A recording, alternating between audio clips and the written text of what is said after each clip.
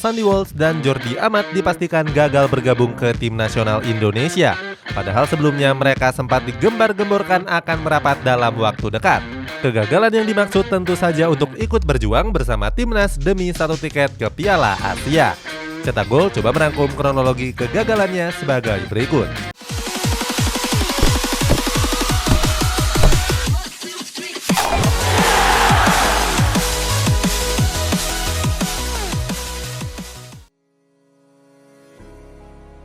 Punya cita-cita untuk bela timnas Indonesia.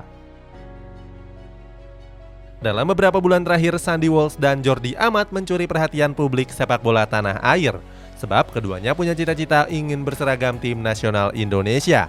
Sandy Walsh mengaku ingin membela skuad Garuda karena masih punya darah keturunan Indonesia yang mengalir dari kakek neneknya. Gak cuma itu, Sandy Walsh juga mengaku cinta dengan budaya tanah air.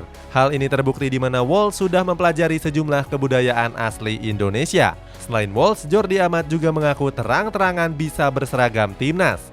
Jordi Amat juga mengaku kalau dirinya masih punya darah keturunan yang berasal dari sang kakek. Konon katanya kakek Jordi Amat berasal dari Makassar. Saking cintanya terhadap Indonesia, Jordi Amat sempat berambisi ingin menularkan ilmunya kepada para pemain skuad Garuda.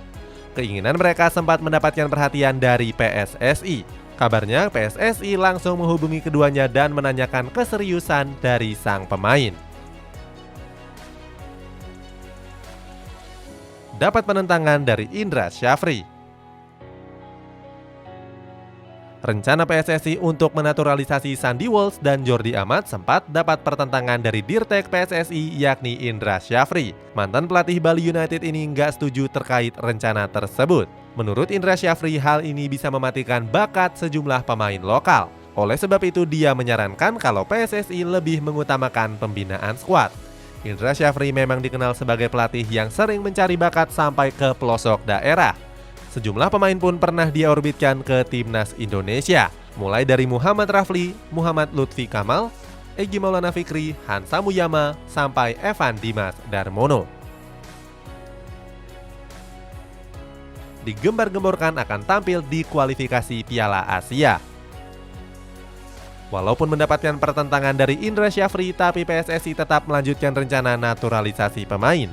Sebelumnya, PSSI mengatakan kalau kedua pemain itu selangkah lagi akan berseragam timnas Indonesia. Menurut Ketua PSSI Muhammad Iriawan, dokumen keduanya sudah memenuhi sejumlah persyaratan dan sudah memasuki tahap akhir. Saat itu, Iriawan berterima kasih kepada Kemenpora yang sudah membantu percepatan proses naturalisasi tersebut. Bahkan di bulan Mei kemarin, keduanya sempat diisukan akan terbang ke tanah air. Keduanya sempat digembar-gemborkan bakal bermain di kualifikasi Piala Asia 2023. Banyak netizen yang menyambut hangat kedatangan Walsh dan Jordi Amat.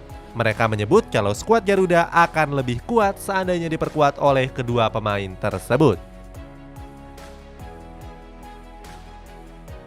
Gagal bela timnas Indonesia. Sayang, niat timnas Indonesia untuk diperkuat Sandy Walsh dan Jordi Amat menemui titik buntu. Kabar terbaru menyebut kalau keduanya dipastikan gagal berseragam skuad Garuda. Menurut Sekjen PSSI Yunus Nusi, proses naturalisasi keduanya dipastikan gagal. Kabarnya proses itu memakan waktu hingga 10 hari lamanya. Sementara timnas Indonesia akan menjalani laga perdana di kualifikasi Piala Asia tanggal 8 Juni nanti. Kegagalan ini membuat sejumlah netizen menilai kalau PSSI terkesan lambat.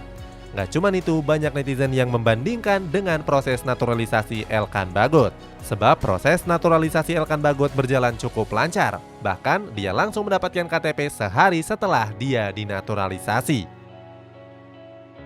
Itulah kronologi Sandy Walsh dan Jordi Amat yang gagal memperkuat timnas Indonesia. Bagaimana pendapatmu? Apakah timnas Indonesia bisa berbicara banyak di kualifikasi Piala Asia nanti? Coba tulis pendapatmu di kolom komentar di bawah ini.